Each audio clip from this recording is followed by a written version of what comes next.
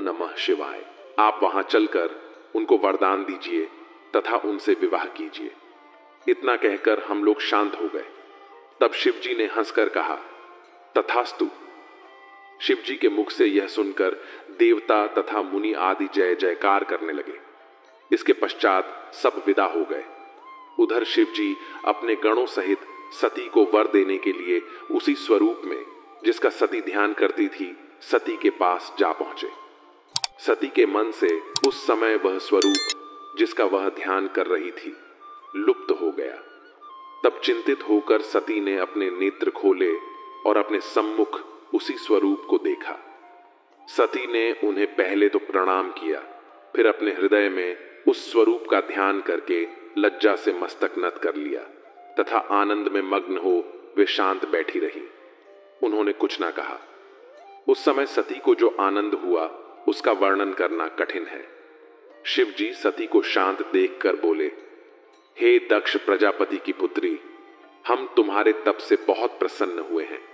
तुम्हारी जो इच्छा हो वह मांगी। यद्यपि शिवजी सती की मनोकामना जानते थे, परंतु सती का वचन सुनने को यह आशा दी। फिर भी सती कुछ न कहकर शांत हो रही। सती का यह भाव शिवजी को बहुत भला लगा। वे फिर बोले, मांगो मांगो, विलंब न करो, तुम्हारी प्रत्येक मनोकामना पूर्ण होगी। इस प्रकार जब शिवजी ने बार बार कहा तब सती बोली, हे महाराज, आप अंतर्यामी हैं। आप मेरे मुख से अपनी प्रीति सुनना चाहते हैं तथा सांसारिक जीवों की भांति पूछते हैं, तो मेरा मनोरथ सुनिए। मैं चाहती हूं कि आप मेरे पति हो और मेरे साथ विवाह करके मुझको अपने घर की दासी बनाएं। शिवजी ने सती के ऐसे वचन सुन प्रसन्न होकर तथास्तु कहा तथा अंतर्धान हो गए। शिवजी से ऐसा वरदान प्राप्त कर सती अत्यंत प्रसन्न होकर अपने घर पहुंची। सती की सखियों ने उनके माता पिता को सती का संपूर्ण वृत्तांत बताया। उसे सुनकर उनके माता पिता अत्यंत प्रसन्न हुए। जब ब्रह्मा जी को यह वृत्तांत मालूम हुआ तो वे प्रसन्न होकर शिवजी के पास गए। वहां हाथ जोड़कर उनकी बहुत स्तुति की तथा निवेदन किया कि मुझे क्या आज्ञा है। शिवजी ने उत्तर दिया, हे ब्रह्मा, सती ने हमारी बहुत आराधना की है तथा हमने उनको वर दिया है। सो तुम दक्ष प्रजापति के पास जाकर कहो कि यह हमारे विवाह की तैयारी करे। यह कहकर शिवजी ने उन्हें विदा किया। ओम नमः शिवाय। जो मनुष्य शिव तथा सती के विवाह की इस पवित्र कथा का पाठ करता है वह संसार में इच्छित आनंद को प्राप्त कर अंत में मुक्ति पाता है। हमने देखा कि कैसे सती जी ने अत्यंत कठिन तप कर शिव जी को प्रसन्न कर उनसे उन्हीं को पाने का वरदान लिया। अब हम देखेंगे कि इसके बाद शिव जी और मां सती का विवाह किस तरह हुआ। शिव जी से वरदान प्राप्त कर सती अत्यंत प्रसन्न होकर अपने घर पहुंची। सती की सखियों ने उनके माता पिता को सती का संपूर्ण वृत्तांत बताया। उसे सुनकर उनके माता पिता भी अत्यंत प्रसन्न हुए। जब ब्रह्मा जी को यह वृत्तांत मालूम हुआ तो वे प्रसन्न होकर शिव जी के पास गए। वहां हाथ जोड़कर उनकी बहुत स्तुति की तथा निवेदन किया कि मुझे क्या आज्ञा है।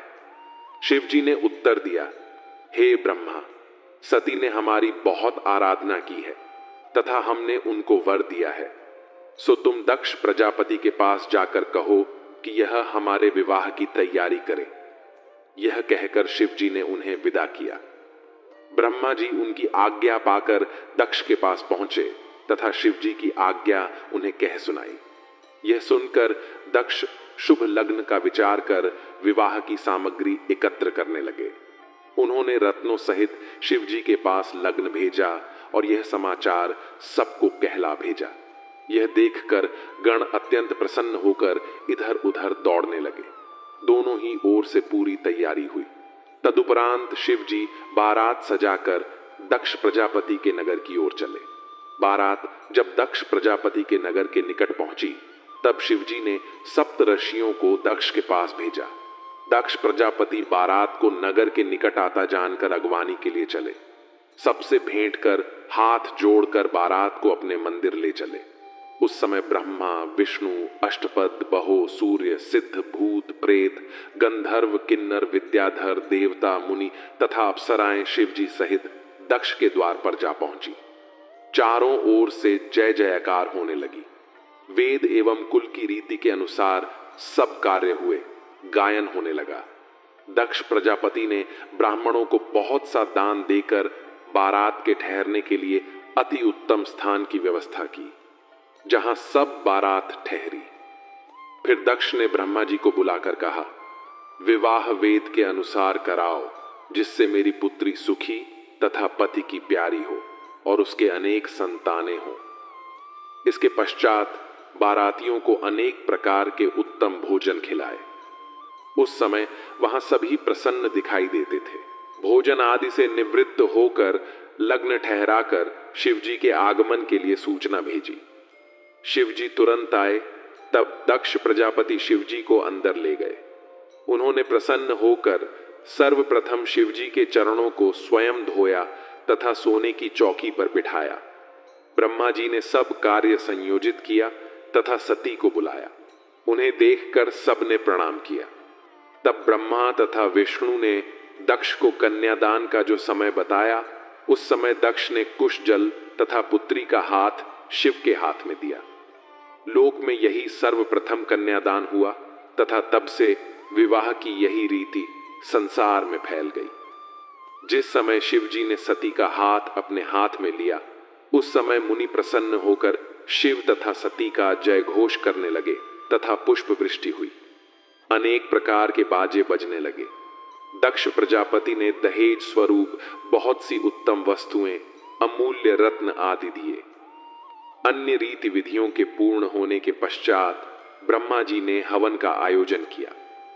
दोनों की गांठें बांधकर मंडप में फेरे चलते समय सती का चरण कपड़े से बाहर निकल गया। जब ब्रह्मा जी की कामुक दृष्टि उस पर पड़ी तो वे मोहित और मुग्ध होकर बुद्धिहीन हो गए। ऐसी दशा में उनके मन में हृदय में सती का अनुपम रूप देखने की अभिलाषा जागृत हुई। उन्होंने उस समय यह उपाय किया कि एक भीगी लकड़ी आग में डाल दी, जिससे बड़ा धुआं उठा। शिवजी के नेत्रों में वह धुआं लगने से ऐसे आंसू बहने लगे कि शिवजी उन्हें दोनों हाथों से पोंछने लगे। ऐसे सो अवसर से लाभ उठाकर ब्रह्मा जी ने सती के मुख से घूंघट उठाकर उनका सुंदर रूप देखा तथा कामदेव के प्रचंड वेग से दुखित हो सब धर्म कर्म को भूल गए।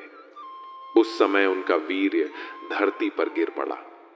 उन्होंने उसे इस प्रकार से छिपाया कि किसी पर यह बात प्रकट ना हो सकी, परंतु शिवजी ने अपनी दिव्य दृष्टि द्वारा इस भेद को जान लिया। तब वे ब्रह्मा जी पर अत्यंत क्रोधित होकर गर्जना करते हुए बोले, हे ब्रह्मा, तुमने यह निंदनीय कर्म क्यों किया? तुम बड़े कामी हो। यह कहकर शिवजी ने बड़े क्रोध से त्रिशूल हाथ में ले लिया। शिवजी का यह स्वरूप देखकर ब्रह्मा थरथर कांपने लगे तथा उन्हें बड़ा आश्चर्य हुआ। यह दशा देखकर सब लोग शिवजी द्वारा ब्रह्मा जी की मृत्यु का निश्चय कर शिव की स्तुति करने लगे, परंतु शिवजी का क्रोध कम न हुआ। दक्ष प्रजापति भी हाथ उठाकर शिव शिव कहने लगे तथा ब्रह्मा जी के मारने की मनाही करते हुए शिवजी से बोले, हे प्रभु, आप इस समय रंग में भंग न करें। शिवजी ने कहा, हे दक्ष, तुम अब मुझसे कुछ न कहो। मैं ब्रह्मा को किसी प्रकार क्षमा नहीं कर सकता। इसने वेद के पथ को भुलाकर सती को पाप दृष्टि से देखा है। शिवजी के ऐसे क्रोधपूर्ण वचन सुनकर उनकी सभा में कांप उठी। तब विष्णु ने शिवजी की बहुत स्तुति करते हुए कहा, हे प्रभु, आप अप्रमेय हैं। आपका आदि अंत कोई भी नहीं जानता। मैं तथा ब्रह्मा आपसे ही उत्पन्न हैं। आप अपने क्रोध को शांत कर तथा मुझे अपना सेवक समझ मेरी प्रार्थना स्वीकार करें, अर्थात ब्रह्मा को क्षमा दान दें। आप ही ने ब्रह्मा को सृष्टि की रचना करने के लिए उत्पन्न किया है। ब्रह्मा के सिवाय सृष्टि की ओर कौन रचना करेगा? यह स्पष्ट है कि बिना सृष्टि के सब लीला व्यर्थ है। फिर आप ही ने तो ब्रह्मा जी को उत्पन्न किया, इसलिए आप उनका वध न कीजिए। ये सुनकर शिवजी ने फिर बड़े क्रोध से कहा, नहीं नहीं हो सकता, हम ब्रह्मा का अवश्य वध करेंगे। हम स्वयं सृष्टि की रचना करेंगे अथवा दूसरा ब्रह्मा उत्पन्न कर सब लोकों में इस बात को प्रकट कर देंगे। हमको अब मत रोको, हमारा क्रोध कभी व्यर्थ नहीं जाता। शिवजी ने यह कहकर अपना समस्त शरीर जलती हुई अग्नि के समान कर दिया। देवता, मुनि आदि कोई भी ऐसा न था जो उस स्वरूप को देख सकता। ब्रह्मा तो जैसे शिव रूप में ही समा गए। दक्ष को भी अति छेद से सब आनंद विस्मरण हो गया। उसने अत्यंत दुखी होकर शिवजी के चरण कमलों का ध्यान करके बहुत प्रार्थना की। विष्णु जी ने ब्रह्मा जी को शिवजी के चरण के नीचे डाल दिया तथा उनसे बहुत स्तुति कराई और स्वयं भी स्तुति की। वे बोले, मैं और ब्रह्मा दोनों आपके सेवक हैं। आप अपनी कृपा दृष्टि से हम दोनों की ओर देखिए। ऐसे आनंदों में किसी प्रकार का शोक उत्पन्न नहीं होना चाहिए। केवल आप ही हमारे रक्षक हैं। अब जो आप उचित समझे वही वर दीजिए। आप ब्रह्मा के दोनों हाथ पकड़कर उन्हें अभयदान दीजिए। यह कहकर वे दोनों शिवजी के चरणों पर गिर पड़े। दक्ष भी अत्यंत दीन बनकर त्राहिमाम त्राहिमाम कह उठे। उस समय शिवजी ने सती को अत्यंत दुखी जानकर अत्यंत कृपा पूर्वक ब्रह्मा जी के मस्तक पर अपना हाथ रखा और उन्हें अभयदान दिया। उस समय ब्रह्मा तथा विष्णु अत्यंत प्रसन्नता को प्राप्त हुए। दक्ष तथा अन्य सभासद भी आनंद मग्न हो गए। उस हर्ष में भरकर ब्रह्मा जी भगवान सदाशिव की अनेक प्रकार से स्तुति की और यह कहा, हे प्रभु, आपने मुझ पाप रूपी समुद्र में डूबते हुए की रक्षा की है और नरक की अग्नि में पड़ने से बचाया है। अब आप कृपा करके वह उपाय बताइए जिससे मेरा यह महान पाप नष्ट हो जाए। यह सुनकर श्री शिव जी ने कहा, हे ब्राह्मण, तुम अपनी स्त्री सहित तपस्या करो। तुम्हारे पाप का यही प्रायश्चित है। जब तुम तपस्या द्वारा निष्पाप हो जाओगे उस समय तुम्हारा नाम रुद्रशिरा होगा और तभी तुम अपने संपूर्ण मनोरथ को प्राप्त होंगे। तुमने देवताओं के अधिपति होते हुए भी जो मनुष्य के समान निकृष्ट कर्म किया है, उसके कारण तुम्हें मनुष्य योनि में जन्म लेकर लज्जा उठानी पड़ेगी। इस उपाय से तुम्हारा पाप नष्ट हो जाएगा। भगवान सदाशिव के मुख से निकले हुए इन वचनों को सुनकर ब्रह्मा जी तथा दक्ष को अत्यंत प्रसन्नता प्राप्त हुई। जब भगवान सदाशिव ब्रह्मा पर प्रसन्न हुए और उन्होंने वीर्य को पृथ्वी पर चमकता हुआ पड़ा देखा तो कहा, हे ब्राह्मण, यह वीर्य अत्यंत तेजस्वी दिखाई देता है, अतः इसे नष्ट नहीं करना चाहिए। जिस समय तुम्हारा वीर्य पृथ्वी पर गिरा था उसी समय मेरे नेत्रों से कुछ आंसू भी गिरे थे। अस्तु, उन दोनों के सम्मिलन से 4 मेघों की उत्पत्ति हो। शिव जी के इतना कहते ही 4 मेघ उत्पन्न होकर आकाश में छा गए और गरजते हुए पानी बरसाने लगे। परंतु उस समय शिव जी के भय के कारण वह वर्षा धीमी फुहारों के रूप में हो रही थी। उस वर्षा को देखकर शिव जी तथा अन्य सभी सभासद अत्यंत प्रसन्न हुए और सर्वत्र आनंद भर गया। तदुपरांत शिव जी की आज्ञा अनुसार विवाह की अन्य रीति पूरी कराई गई। यह सब हो जाने के पश्चात विवाह के बाजे फिर पहले की भांति उठे। उस समय सबने शिव जी की स्तुति करते हुए कहा, हे प्रभु, जिस प्रकार शब्द और अर्थ में भेद नहीं है उसी प्रकार आप में तथा शक्ति में कोई अंतर नहीं है। आपकी महिमा अप्रमेय है। आपके चरणारविंद की कृपा से इस संसार में किसने क्या नहीं पाया। आप संपूर्ण जीवधारियों के पिता हैं और भगवती शक्ति संसार की माता है। इस स्तुति को सुनकर शिव तथा शक्ति अत्यंत प्रसन्न हो सब लोगों पर कृपा दृष्टि की और वर्षों करते हुए कैलाश पर्वत को चल दिए। सती ने अपने भवन में प्रवेश किया। उस समय चारों ओर से जय जयकार की ध्वनि सुनाई पड़ने लगी। ब्रह्मा जी तथा विष्णु जी ने शिव जी एवं सती को एक ही सिंहासन पर बैठाया। उस समय नृत्य, गायन एवं मंगलाचरण होने लगे। शिव जी ने सबकी मनोकामना पूर्ण करते हुए जिसने जो मांगा उसे वही वस्तु प्रदान की। तदुपरांत सब लोग उनका यश वर्णन करके अपने अपने घर को लौट गए। भगवान सदाशिव का यह चरित्र प्राणियों को मुक्ति देने वाला है। इस प्रकार श्री त्रिशूल पाणी सती के साथ विहार करते हुए कैलाश पर्वत पर रहते हैं और सृष्टि के उपकार के निमित्त अनेक प्रकार की कथाएं कहते हैं। जो मनुष्य शिव तथा सती के विवाह की इस पवित्र कथा का पाठ करता है, वह संसार में इच्छित आनंद को प्राप्त कर अंत में मुक्ति पाता है।